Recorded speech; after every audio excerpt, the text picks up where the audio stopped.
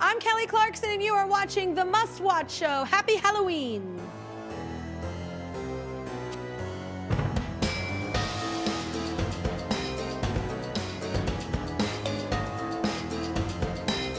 Welcome to the Must Watch Show special Halloween show. We have many spectacular guests that are joining us today for the full hour to celebrate this spooky holiday with us all.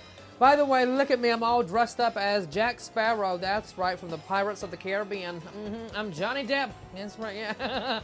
We have such a phenomenal show. We have Food Network star Jeff Mauro with us. Magician and illusionist John Michael Hinton is here. Comedian Tom Clark is also stopping by, along with a visit from the stars of Cartoon Network's new series Batwheels, Jacob and Lilimar. We will have some fun with Mark Dawson as well. He's the President and Chief Executive Officer of Authority Brands, as we share with you the creepy sounds and smells you should be aware of in your home and how to know if you need to call an expert. That sounds like fun. Sounds interesting. We all love to eat a lot of candy on Halloween. Who doesn't? I love a Twix, a Skittle, an M&M, you name it. Every candy out of the book, I'll eat it. So we're going to find out what the most popular Halloween candy is this year with Carly Childhouse, Kelly Clarkson. Oh, I love Kelly Clarkson. She's also here today as her Halloween show is airing today on Halloween Day. A lot of days. But I got the great opportunity to dress up for her virtual audience as Frankenstein. You know, yeah, I was all green, you know. And we will have that piece to actually show to you a little later on in the show. But what an incredible lineup we have today. So first up, he is so hilarious, I call him my friend. He's the co-host of the Food Network series, The Kitchen, and host of the Come On Over podcast. Please welcome my buddy, Jeff Mauro. Hi, Jeff. Happy Halloween. Look at you as a hot dog. Oh, look at him. A sleeveless hot dog, which is basically a skinless hot dog. I know. How are you doing over there? You're very spooky. It's an amazing outfit you got on today, of course. And I know you're not even dressed up. That's just what you do on a Monday. Yeah, this is how I look on a Monday. That's right, Jeff. By the way, Jeff, I do want to point out, because as we're talking about Halloween, I hear that you don't dress up on dress as a hot dog or steak dog. I hear that you don't dress up on Halloween as you normally wear a pumpkin hoodie every year. Is that true? Yeah, you can check all my past posts. I have the same Amazon pumpkin hoodie I've been wearing for about 5 years. I just upgraded with a orange ball cap with a little ghost on it that I got off Amazon. But you know what? We host probably about 500 trick-or-treaters come down our block. It is like the number one destination in the neighborhood, and they come from all the neighboring neighborhoods, and they park on our street. So we go all out, not only with great quality candy and so much candy, but also our decorations are insane. And I don't want to take away from that, but I don't want to be uncomfortable. I want to enjoy the Halloween. That's why I like to keep fluid and mobile without dressing up like a big dumb hot dog. I'm just going to put on the hoodie, and people expect it. And I have an amplifier and a microphone, and I sit there and I narrate the entire trick-or-treating. So, you know, I do a tight 3-hour set. I have to come visit you on Halloween at your home one day and just see you sitting out there with all the kids come by and get candy and see you doing I have so many jump scares, too. I just added a 12-foot skeleton this year. Yes, that's massive. I have 5 UV-activated skeletons that glow. I have 12 high-powered black lights that light up my house and make it glow. I have 2 fog machines. One of them is super high-powered. It's new. You're not going to be able, kids are going to be falling everywhere. Plus 6 total, as you walk, jump scares. I have clowns that go in for a hug, spiders that leap out at you, demons, scarecrows, all this stuff. Everything jumps out. I love it. What is your power bill? I'm just You know what? When I became an international star of stage, film, and television, Noah, I said, you know what? I don't care about power bills, at least for this month. And then I just keep my lights off for the following 11 months, just to make up for lost power and just being a drudge on the society and the environment. You know, I'm going to rethink these lights. Probably not eco-friendly. Oh, no. What have I done? I'm You are killing so hilarious. seals and walruses and dolphins. I know it with these black lights. You know, that's so funny. I love seeing the kids in their oh my God, you're waving that knife.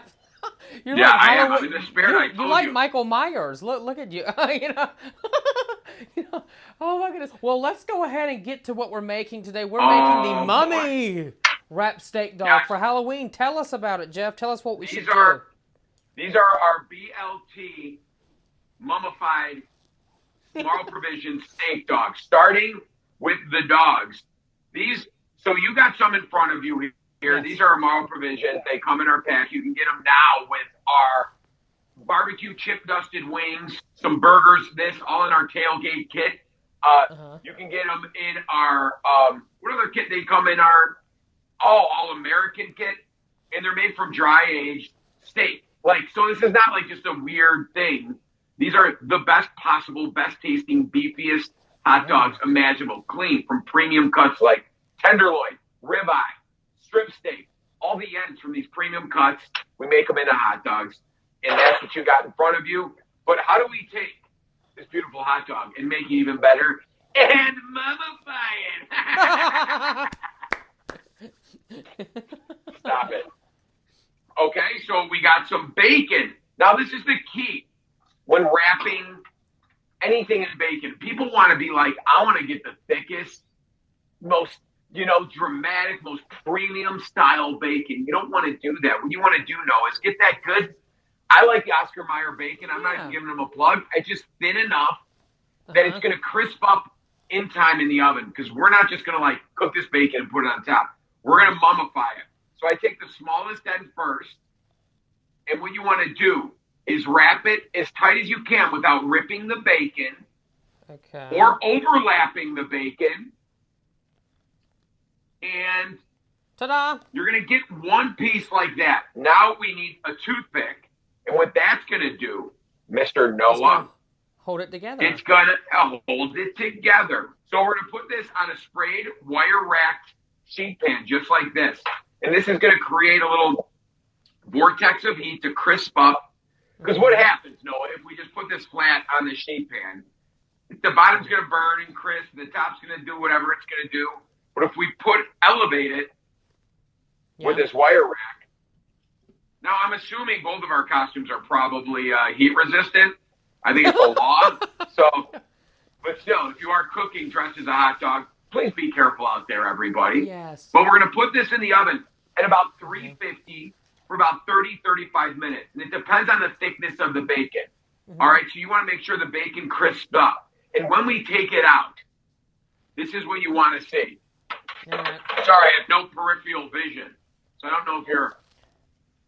But look at this, Noah. This was after about 35 minutes, and we have these beautiful charred dogs. Look at that. Oh, they look so good. Bacon. Oh, you got yours made. So the first thing you want to do before you build anything, look at that. Wow. They look so good. I'm really proud of you, Noah. For a guy that doesn't eat sauce or adult food, I'm really proud of you. All right, so let's make this a BLT dog. This is going to be very easy to do. Okay? Are you following me, everybody? Yes. One nice Roma tomato. What's in a BLT? You know that, right? You don't like lettuce. You don't like tomatoes. You like It's just sauce. a bee sandwich, It's a bee. You're making a bee. A bee steak dog. So we're going to take these nice firm Roma tomatoes, which I always suggest, right? Because we're gonna put some lettuce, some tomato on there, and we're going to get a sharp knife and we're going to cut little rounds, and that's going to be our T in our BLT.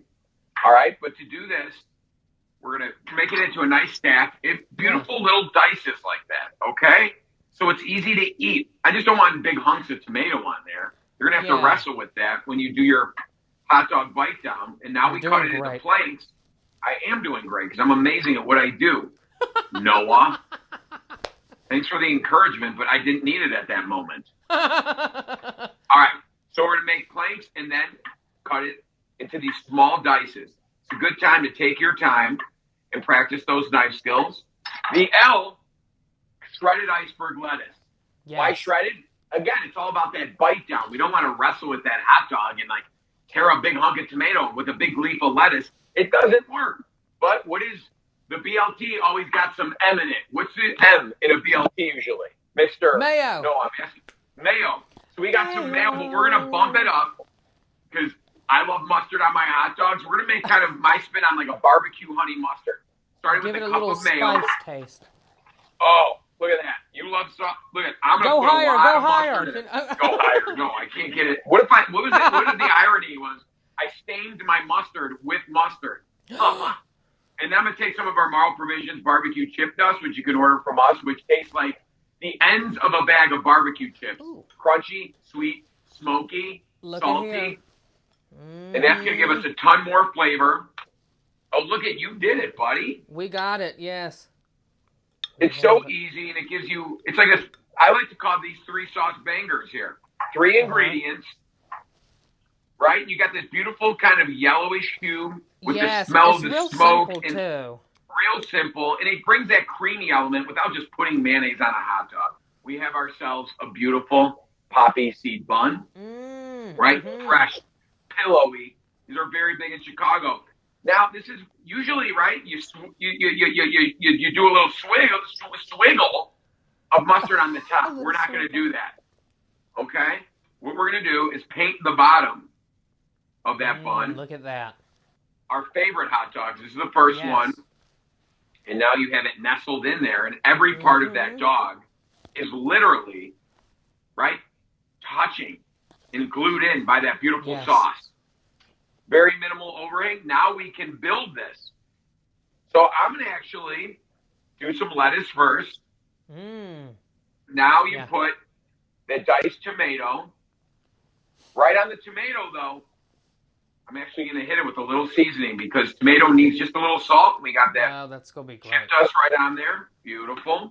And for a little heat, which we all love on our hot dogs, a little pickliness to help mimic the relish that you find, we're going to put some of our Mauro Provisions Craft Giardiniera right on top.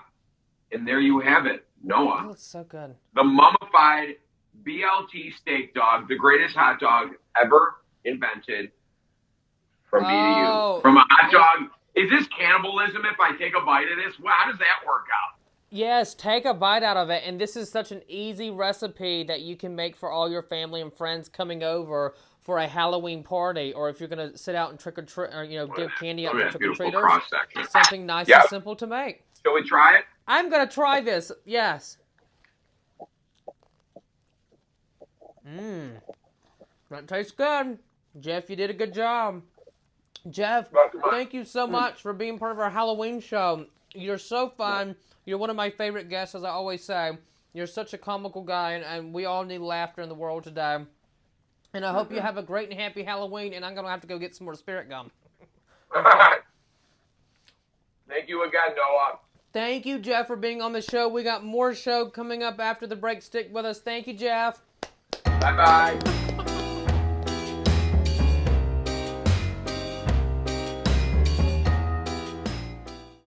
Buckle up and let's go on a ride with some superheroes as Batwheels rolls into your TV. DC's introducing their first ever Batman preschool series, and here to talk more about it is Jacob and Lilimar. Good morning, happy Halloween, y'all. Good morning, happy Halloween. Happy Halloween. Now, Jacob and Lilimar, how are you two going to be celebrating the spooky season this year? Any fun plans? Okay, so we don't know exactly what the excuse is going to be. We're hoping somebody invites us somewhere, but me and my group of friends are just gonna dress up, actually do the effort and dress up as the Teen Titans. Sick. Yes, I'm excited, but we fun. need a place to go to and show it off. Jacob? One of my really good friends, his birthday is on Halloween, and I got this box called Murder to Go, and it's you make a murder mystery and you hand everyone out a roll. That's so sick.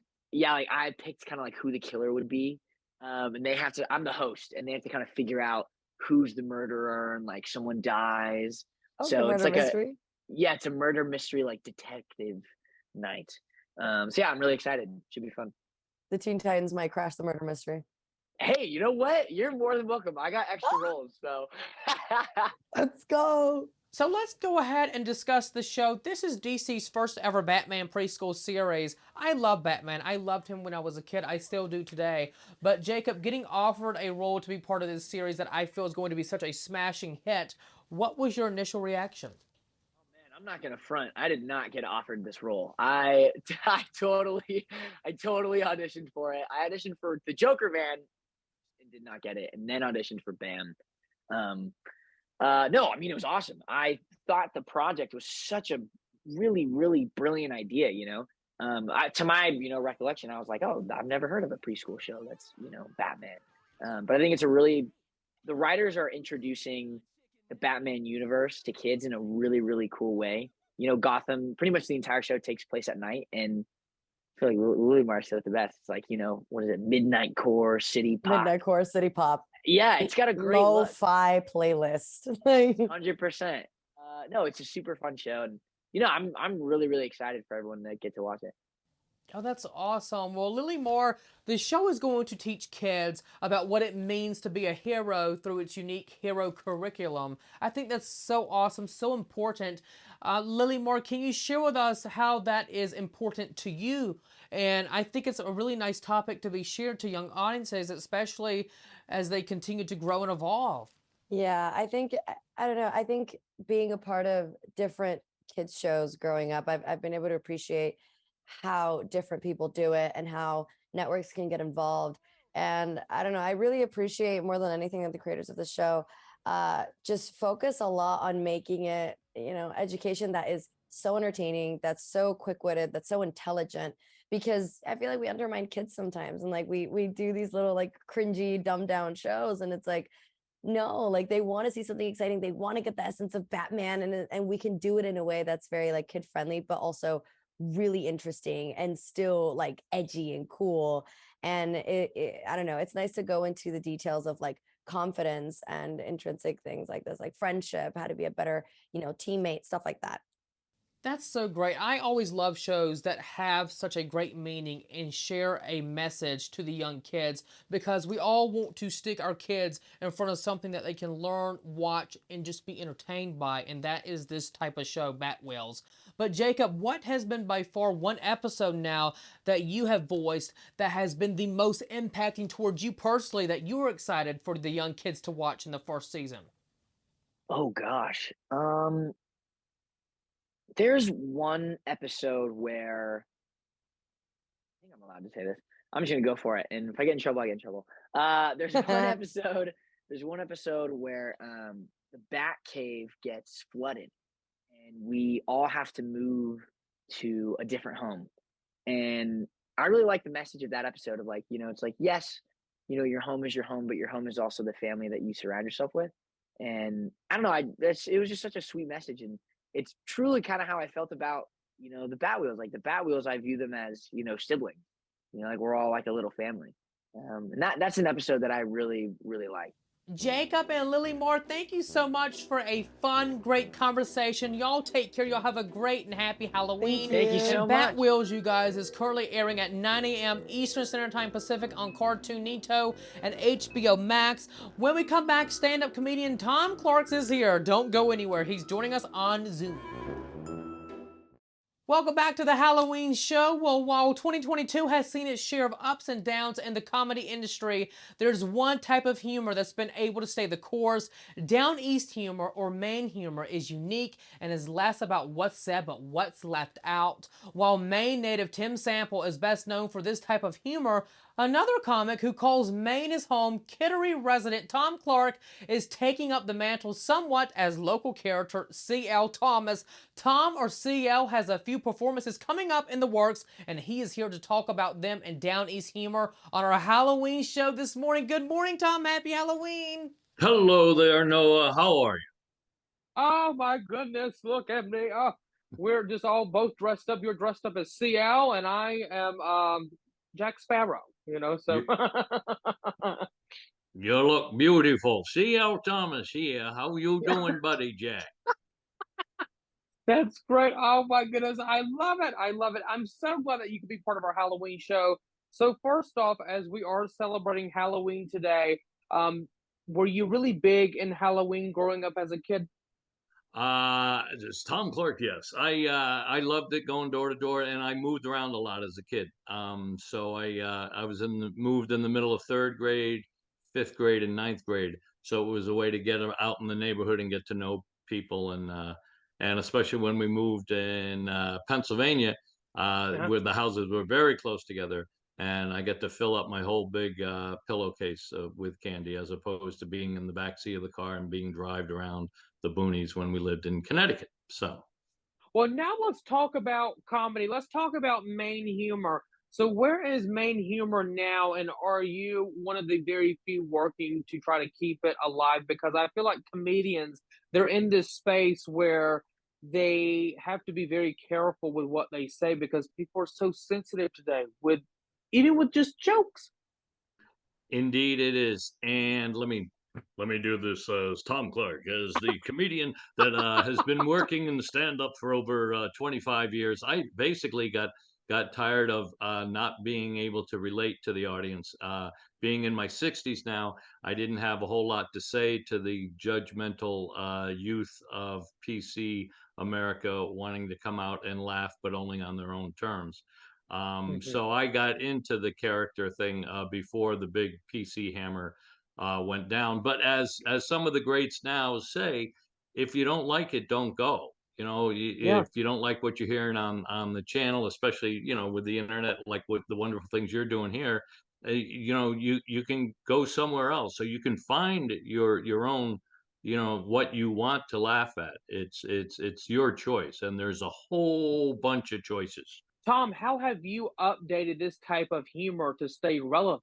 Because I feel as the times change, and from doing this maybe many years ago to now where we're living at right, currently in 2022, how have you had to update it? Well, I think it's the other thing. See, I I love that have you keep I putting have it that on and off. freedom. I have that Oh freedom. my Well, goodness. I See call my how, show a schizophrenic night of comedy because I do open up for myself as a stand up, and then I turn into CL. But I think as far as relevancy go, a laugh is a laugh is a laugh. You're I not always agree. going to hit everybody, because that's the other thing about comedy that makes it so hard, is that not everybody has the same sense of humor. I remember talking to this one woman, said, "Oh, you're a stand-up comedian? I don't like comedians." And I said, "Why not?" And she goes, Yeah. "Well, two guy, a dog, a nun, and a guy don't walk into a bar. That whole thing is just silly." And so she wouldn't have that suspension of belief as a Mm, setup towards a joke. And I kind of felt sorry for her because I was like, well, mhm. you can't laugh at anything then, because you don't. But Yeah. that's the joke, punchline, setup, punchline sort of thing. Whereas what I do is the character, and like I said, it's the everyday things. And I think that observational humor stuff like that, that will always, I have always divided it into two groups of humor of like, oh yeah, I know what he's talking about there, or how the heck did he think of that? And the second one, I think of the king of that, it would be Stephen Wright. I don't know if you recall a New England comedian, really dry wit. He was one of the first guys Mhm. out of Boston in the '80s, but he had great lines like, "I like to skate on ice. I like to Yeah. ice skate, but on the other side of the ice."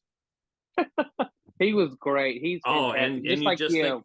yeah, it was just like, where did you come up with that idea? But Uh-huh. so I think if you're going those two ilks, you're gonna hit the guys that I feel sorry for are the political satirists that immediately lose half their crowd because they're not coming in from where they are, and they're Mhm. writing new material every day because the headlines are always changing. But yeah, I pride myself in being family oriented.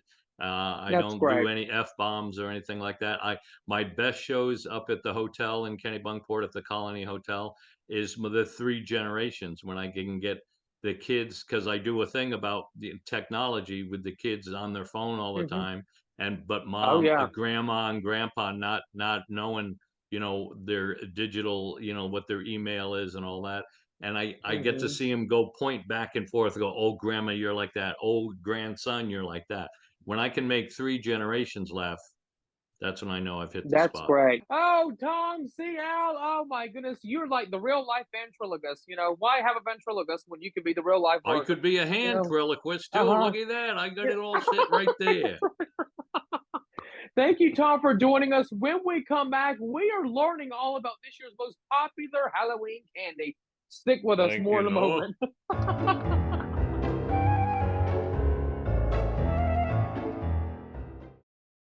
Welcome back to our Halloween special, welcoming trick-or-treaters or even just enjoying a little treat for yourself. Don't we all like a little nice Halloween treat? Halloween treats, they are a key piece of the season. Joining us now to talk all about the Halloween season is spokesperson for the National Confectioners Association, Carly Shouthouse. Hello, good morning, Carly. Happy Halloween. Happy Halloween. Oh boy, well let's jump right into it. So can you tell us more about the strong connection Americans have to chocolate and candy during the Halloween season, especially today on Halloween? Absolutely. There's no better day, really, to talk about the connection between people and chocolate and candy. You know, as many people will find this evening, chocolate and candy have a really unique ability to brighten moods, lighten perspectives, and enhance any occasion. And I think that's especially true for the Halloween season. As people have been preparing for Halloween, they've been thinking about it all year, thinking about their costumes and putting up decorations, thinking about what treats to get for trick-or-treaters. Chocolate and candy have possibly been enhancing all of that, and certainly on the night of October 31st, perhaps more than ever. Nice. Now, Carly, what are America's favorite Halloween treats? Because I love a good Twix. Absolutely. We have done the hard research for you to know what treats are going to be flying out of those trick-or-treating bowls. First up, probably no surprise, is chocolate, a favorite and a classic throughout the whole year, but most popular on Halloween. Second up, controversial, is candy corn. Pretty divisive. Some people love it, some people maybe love it less. I happen to love it, but you cannot deny that it is an iconic part of the Halloween season. And then rounding out that top three are gummy candies. So if you think about any of those fun Halloween creepy crawlers, gummy worms, gummy spiders, really anything you can find in gummy form, people love those for Halloween. Who doesn't love a nice gummy worm? I mean, I love a gummy worm. They're so good.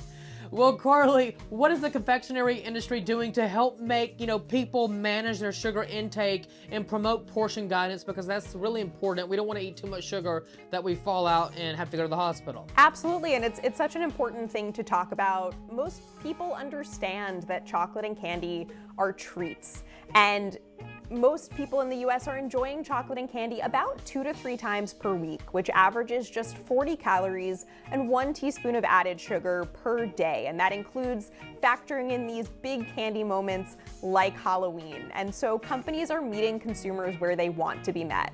In fact, 85% of chocolate and candy sold today comes in package sizes that contain 200 calories or less, and that includes individually wrapped packages, as well as those multi-packs that have the smaller packages inside, which are absolutely perfect for the 97% of Americans who say they're going to welcome trick-or-treaters tonight with chocolate and candy. As we're talking all about Halloween candy, do you have a favorite candy that you like to eat personally on Halloween Day? It's such a good question, but again, this is a really controversial answer. I cannot imagine the Halloween season without candy corn. It is so iconic, and I happen to love it. Well, tell us where we can go for more information about the Halloween candy that we've discussed today. Absolutely. alwaysatreat.com/Halloween has you covered with plenty of tricks for treating, and you're welcome to visit it after today is over as well. Thank you, Carly. Well, we love Halloween, but what can really give a homeowner a fright is when your house starts making those creepy sounds or smelling funny, and you think there's a ghost up in that attic. Yeah. Well, not everyone is a repair expert, so how do homeowners know when they need to call an expert? I don't know. We're here today to share more about it and to share tips to make sure your house is in tip-top shape and safe for your family this spooky season and beyond. Is Mark Dawson, the President and Chief Executive Officer of Authority Brands, Trade Brands. Welcome to the show, Mark. Good morning. Happy Halloween to you, my friend. Happy Halloween. Let's go ahead and get started, Mark. So first off, how can one assess the origin behind creepy sounds and spooky smells coming from malfunctioning appliances? Yeah, in today's the day, right? Ooh, all the ghosts and goblins are out. So you're going to see a lot of things. But let's talk about what's happening in the house. So one of the common things from an electrical standpoint is flickering lights, right? That's really not a ghost. That's something that's actually common in the house due to what we call a power surge. And so when your large appliances turn on, your lights will flicker. Common, don't worry about it. It's not Casper the ghost or anything. However, if those things are flickering, those lights are flickering, and those appliances aren't running, well then, okay, now we need to take a little look at that. You want to call a professional and look at that just to make sure everything's good in the home. It could, though, be something as simple as just going and tightening up a light bulb. Who knows, right? But when you keep looking in the house and you got smells and sounds and things, let's go to the plumbing side of the house. Well, you got slow drains. They gurgle, they talk to you, right? And you're like, what the heck is that? So usually what happens and causes that is because your air vent that actually goes through the roof of the house is blocked. And so that causes your drains to drain a little slow, it makes a little gurgling sound. You can get a professional come out there and clear that drain. Please don't get up on the house. So let's let a professional do that. And then last but not least, let's just talk about the HVAC system. It's starting to get cold, right? The furnaces are going to come on. They're going to click, click. And sometimes when you click, you hear or smell, right, a little rotten eggs. You're like, what's that smell? Hey, that could be a natural gas leak, right? So we want to make sure that we turn the furnace back off, open up the doors, air out the house, call a professional, have them come and check. And better yet, you probably should just have them inspected before you turn your furnace on anyway. So, Mark, why is preventive maintenance key to keeping our home looking its best? Well, it's kind of like just going to the doctor, right? Or going to the dentist, right? We're getting ready to eat all this candy, and so but when it comes to your house, you want to do the same thing. You want to have regular checkups. So have someone come out and inspect your electrical, right? Have them come out and inspect your plumbing. Twice a year, you should have someone come out and look at your HVAC unit, right? So before it gets warm, before it gets cold, just to make sure everything's working in good order. You're going to have a lot of people at that Halloween party tonight, so you want to make sure that everything's working in good order. Now let's go ahead and move into the do's and the don'ts. Those are really important, you guys. So Mark, share with us, what are some of the do's and don'ts of getting our home ready for the cooler months ahead, because it's already starting to feel like fall outside. I love it. It's pretty simple, right? A few things, right? So from a do standpoint, let's check the furnace out. Let's make sure we change out our air filter so we have good airflow in the house. From a plumbing standpoint, let's make sure those outside pipes are secure and wrapped good so they don't freeze. We don't want a pipe bursting in the home at the wrong time. And then let's also make sure that our smoke detectors are in good working order so we're protecting your family and friends during your party. The biggest don't for me is don't touch something you don't understand, right? So a lot of people like to do it yourself. I'm okay with that as long as you understand the process. But for some reason, when you start talking about electrical and plumbing and HVAC, hey, those things are dangerous. They're best left to the professional. As we are celebrating Halloween today, do you have any fun activities or plans this evening on Halloween night? Well, you know what? I'm going to stay inside and just hand out candy and have a good time and enjoy the kids that come by and make sure they get all the tricks and the treats. Well, Mark, tell us where we can go for more information for all the great things that we have talked about this morning as far as keeping those spooky sounds and creeps out of your home. Absolutely, be a pleasure. So just go to our websites, onehourheatandair.com or benjaminfranklinplumbing.com. And last but not least, MrSparky.com. Thank you, Mark. When we come back, magician John Michael Hinton, he is here, and he's going to share with us a magic trick with a deck of cards on virtual. Don't go anywhere. More in a moment.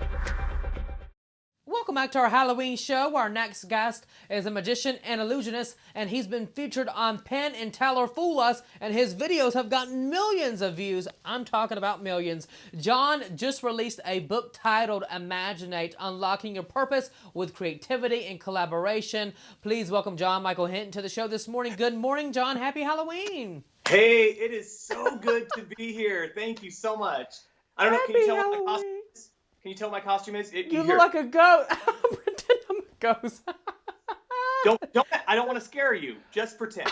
Just pretend. Oh my God. I can't even hardly laugh because I have so much I feel like glue on my mouth. It's just, or spirit gum is what they call it, not glue. Oh my goodness, I don't want to feel like I'm gluing myself together. Anyway, happy Halloween, John. How are you? I am great. Hey, can I show you something real quick? Yes. Here, just to see if you're pretending. How many cards do you think you see? 4. 4, right? Yes. Yeah, 4. I'll show you what the other sides are because that's important too, right? They're 4 jokers. You can tell they're jokers, yes? Yes.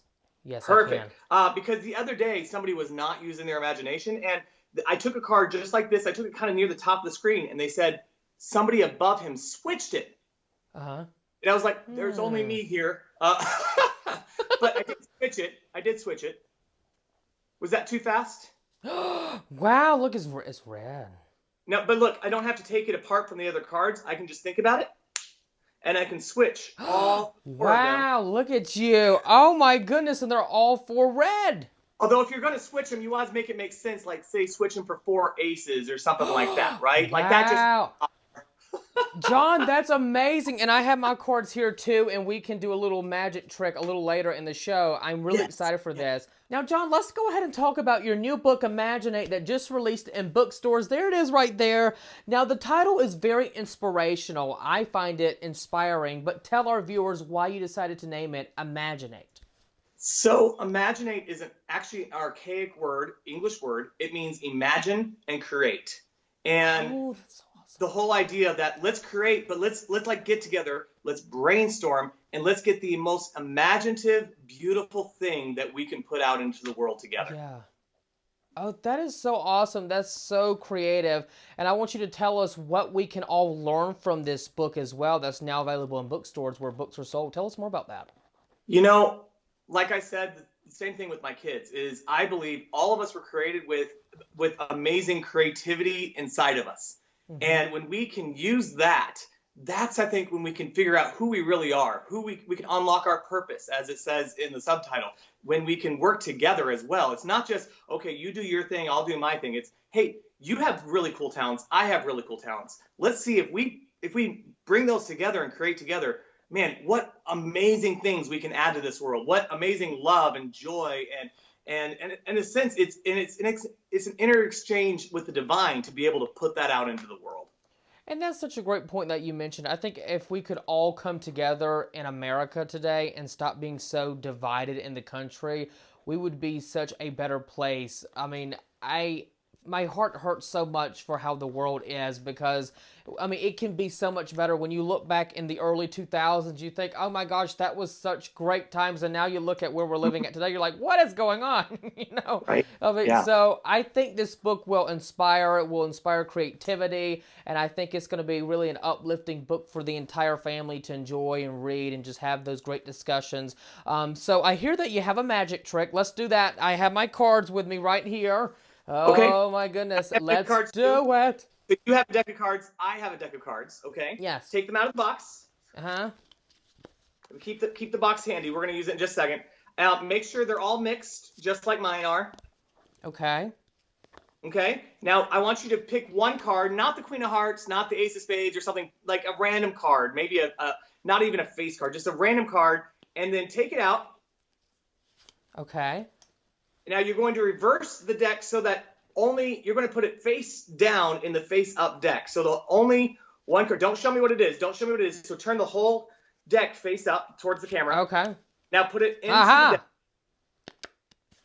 Very good. Now put it back in the box so you're locking in what your card is, okay? Okay. Oh, you're doing such a great job.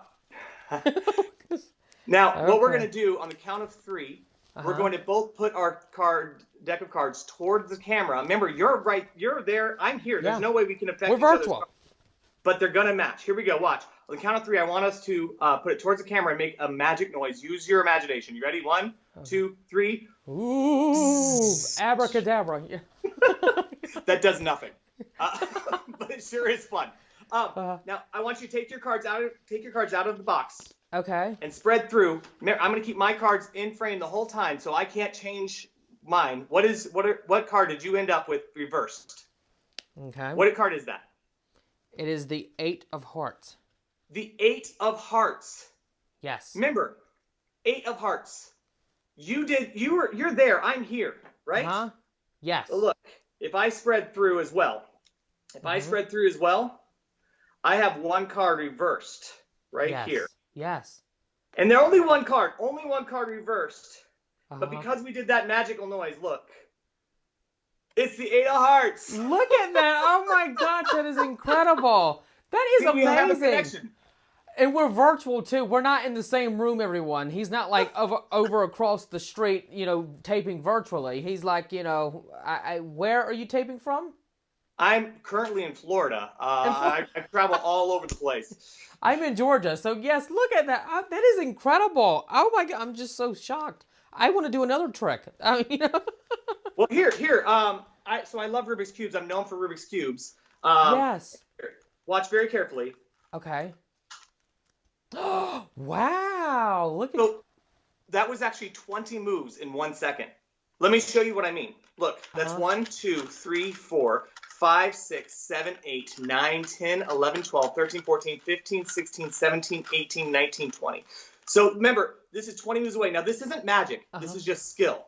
Okay? Watch very carefully because I'm going to fix it all in 1 second. Here we go. Oh my gosh. What? John, you're too stinking good. Mm-hmm. I don't know what you got going on over there, but it's magical. All right, It's the hair.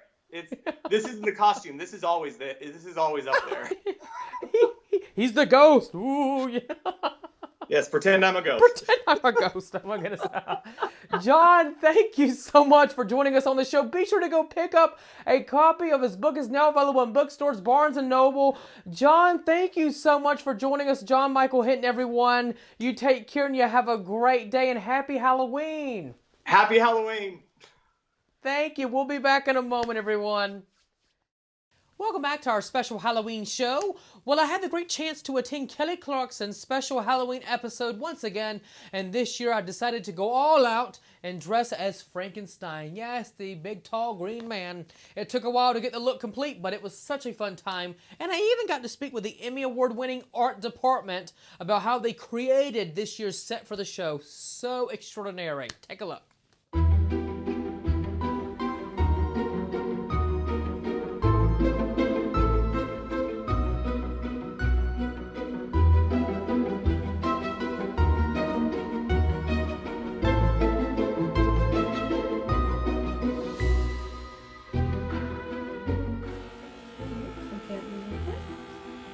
Oh, it looks so ghoulish! Oh my gosh! I haven't put these two colors together, so I'm freaking out just as much as you. I'm gonna cry. It looks so cool.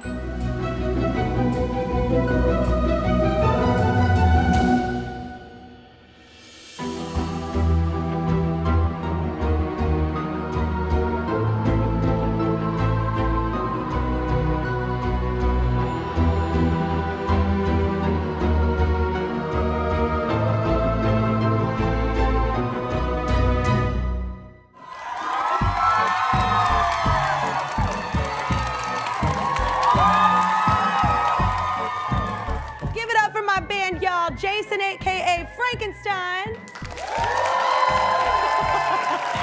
Lester the Swamp Thing on drums. Jocko the Zombie. Jesse and Ashley were our vampires. Hold it down for the vampires, get it. Kyle, our ghoul on the bass. Give it up for Kyle. And Stephanie, our violinist ghoul. She killed it as well. Get it? Killed it. I am kind of like a Stevie Nicks ghost. That was my vibe. I was like, I want Stevie Nicks hair, and I'm gonna be a ghost because we're all ghosts. Now let's welcome the Emmy Award-winning art department team members, David Eckert, who is the production designer for the show, and Kevin Grace, the creative director and head prop for the Kelly Clarkson Show. Welcome. Zoom, zoom. Hey, how are you? Zoom, zoom. We zoomed right on over to Zoom with you. That's right, Well, let's go ahead and jump right into the conversation. So being an Emmy Award-winning art department for the Kelly Clarkson Show, how much pressure is it each year to make the set of the Halloween episode even better and bigger? I think every year we really love to challenge ourselves. I mean, we have such a great creative team, and Kelly is just inspirational in general to work with. She's such a joy that we will really want to push the envelope. I think people expect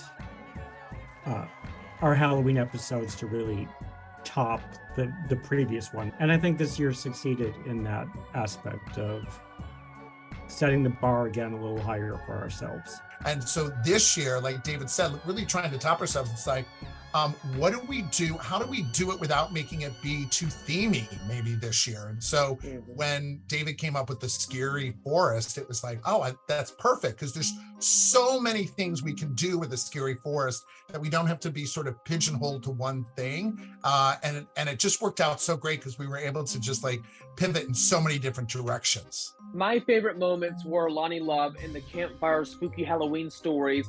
But Kevin and David, do you have a favorite moment or a favorite segment out of the Halloween episode this year? I did, and I don't know if people, I always like putting little Easter eggs in the show, and this year's Easter egg was, you know, with the creepy Chloe guest with her doll. The pram that came out with it is the nod to Rosemary's Baby. And so if you've ever seen Rosemary's Baby, it's the same kind of, you know, stroller that was used. So there's a little Easter egg in there with that. And then, you know, with that, I think my favorite part was everyone's costumes were amazing this year of like, oh my God, yeah. What you thought is your scariest moment, you know, the Red Rum twins from The Shining, you know, Wednesday, just this environment created everybody, even the audience members, to go wild. They really did. The audience stepped it up this year. Yes. The karaoke this year is just phenomenal. But like, you know, I love the campfire stories, like, you know, and that was, you know, when David first was talking about this whole campfire thing, that was the concept, was like everyone sitting around telling scary stories. So to see that come to fruition and have everybody sitting there and telling different stories and, you know, and laughing, which, you know, is always fun. Especially when you're supposed to be scared, but just there were so many great pieces of it. But this karaoke at the beginning of the show is really gonna throw it over the edge for us this season. Like this. Down low. Put your thumbs into it. Boogie. Up high. Thank you, Kelly Clarkson, and to her amazing team for letting me cover the show. It was so much fun covering the virtual audience once again. We will have more show in a moment. Stick with us. Thank you all for joining us, and thank you for watching. I hope you've enjoyed the 1 hour special. I've enjoyed getting to bring all of my amazing guests, my friends, to this full hour Halloween special. Be safe this evening if you're going to go out and trick-or-treat or hand out candy. Have a wonderful and spooky holiday, and I'll see you next time. Happy Halloween. Bye-bye.